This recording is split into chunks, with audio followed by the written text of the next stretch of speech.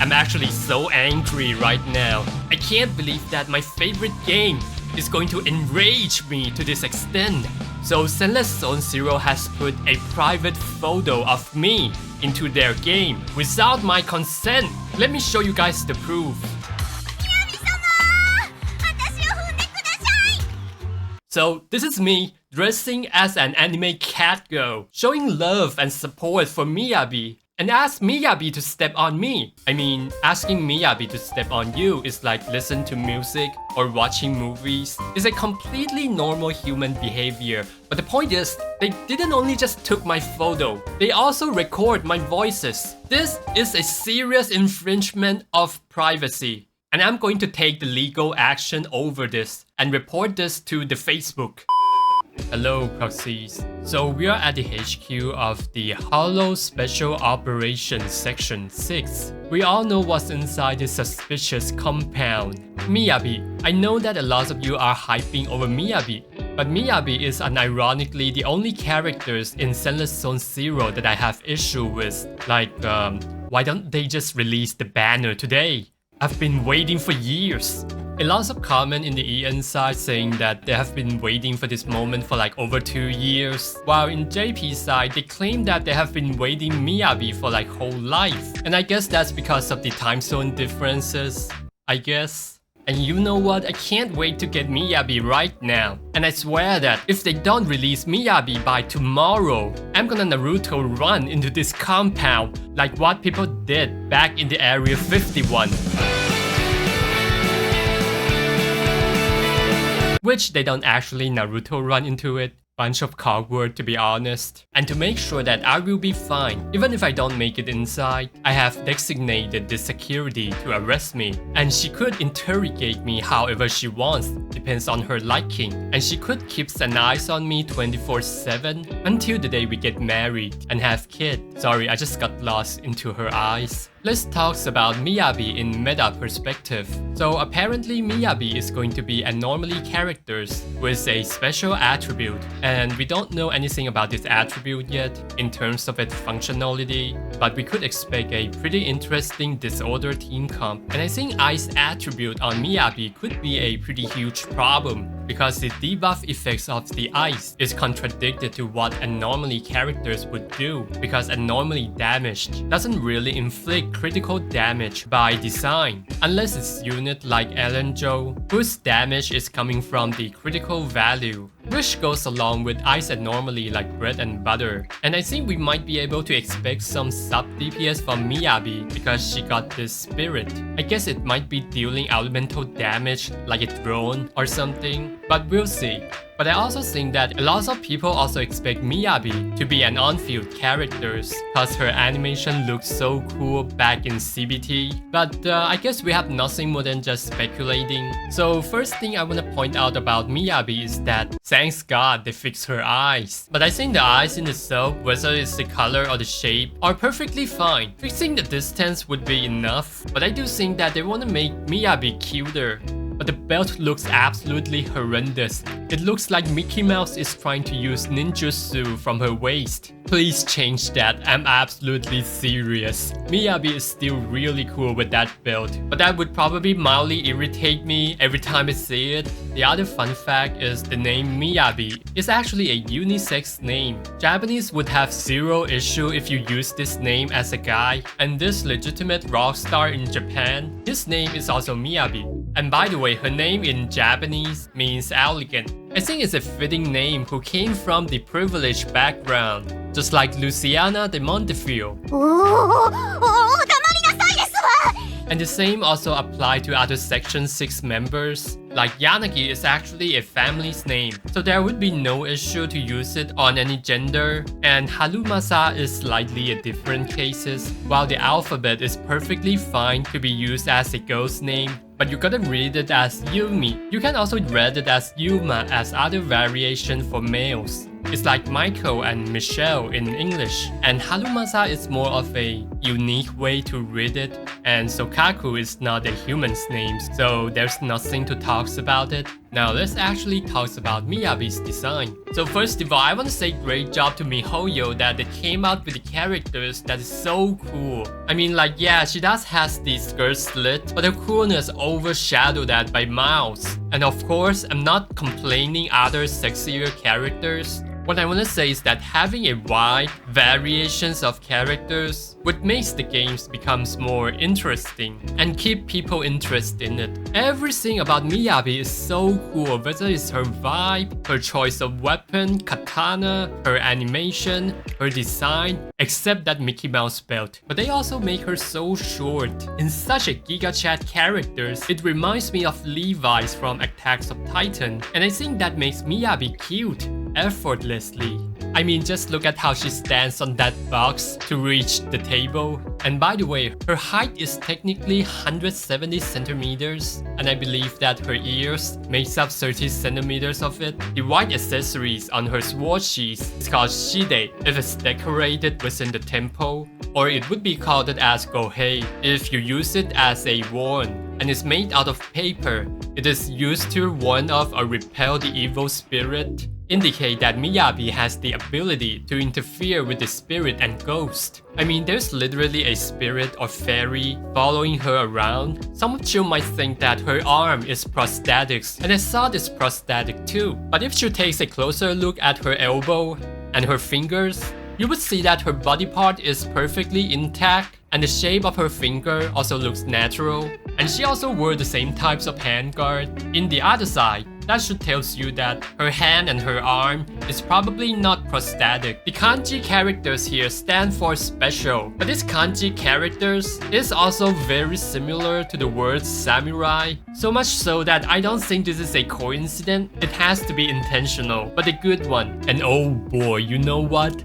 Those are just appetizer of her design. The main dish is her iconic jacket. There are so many lore behind this jacket. Even though this is a speculation, but the meaning behind her jacket is she is mentally prepared to die in the battle. And I'm saying all of this because her jacket is definitely inspired from a certain group of samurai. But let's put that aside and start with something simple. So the type of jacket that she's wearing is actually a mix-up military jacket, which you can see the strap on her shoulder. It makes perfect sense as a chief in a combat unit. And you could notice the special thing about this jacket, which you can notice from the design of the collar and this extremely large sleeve. It's a kind of Japanese clothing called haori, and the main purpose of it is for the ceremonial use, being fashionable, or just simply keep yourself warm. She only put her arm into one of the sleeves and leave the other one out, just like Caesar, to look cool.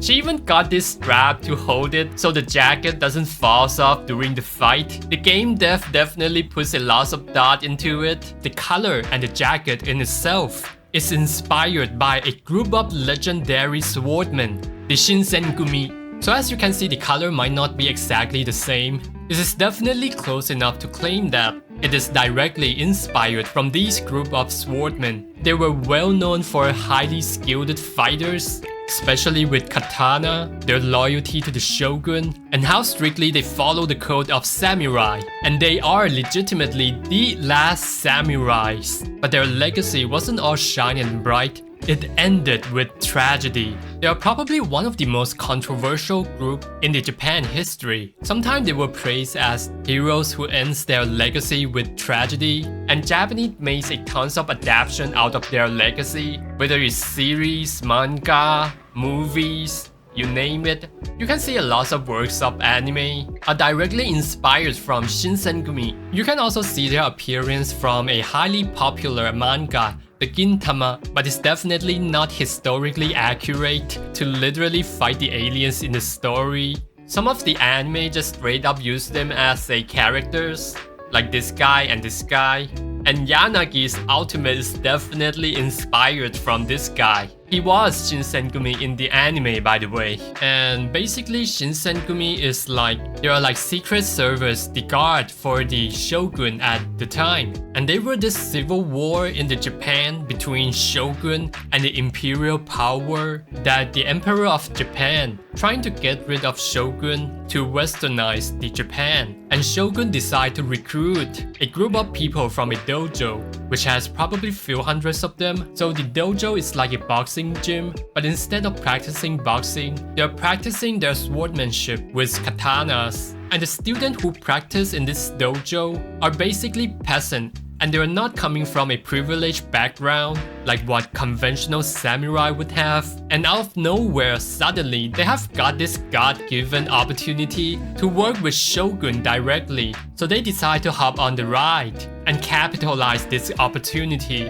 And that's how Shinsengumi was founded. But little do they know that shogun recruited them out of desperation because his regime is already declining at that point. And it's natural for people who could see what is happening to not join his side. But all you need to know about their stories is that they won a lot of battles, and they still keep fighting for Shogun even after Shogun is being captured and surrendered for another years or two, until pretty much majority of the members are either committing seppuku, died in the battles, or being executed. But let's get back to why do they design their clothes to be this way. So Shinsengumi was founded, and they gotta design their uniform. And the vice commander, let's call this guy Tony. So Tony got an idea that he have watched this drama in the theater, the Ronin 47, and unfortunately Keanu Reeves wasn't in it, but the story and the plot is exactly the same with the one in the movies. And he was like,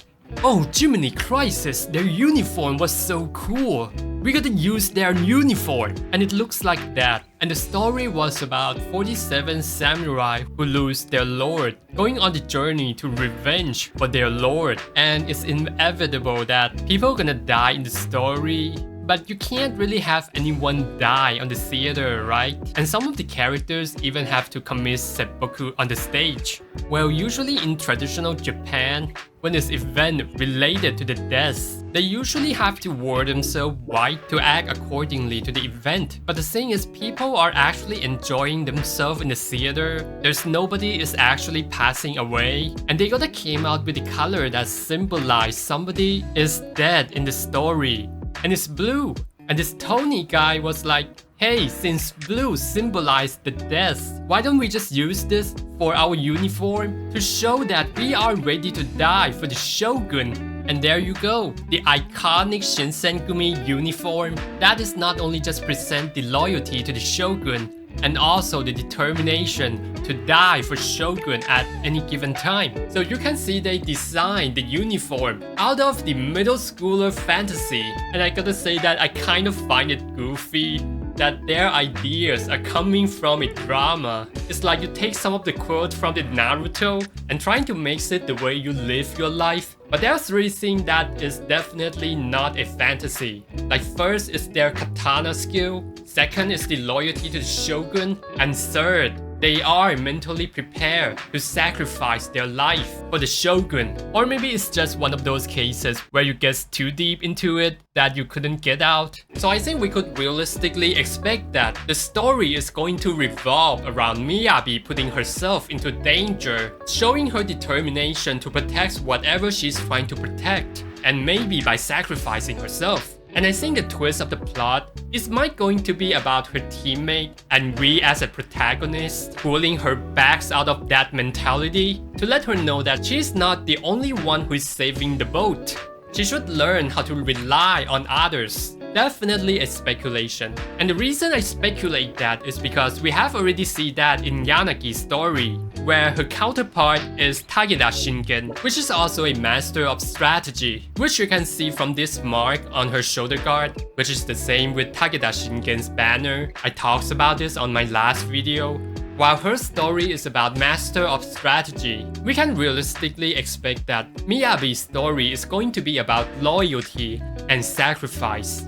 The deeper I look into it, the more respect I have with the Zenless Zone Zero team who came out with the lore this deep. And these levels of details and the lore wouldn't be possible without passion And I think the team behind Zenless Zone Zero does put a lot of passion into this game.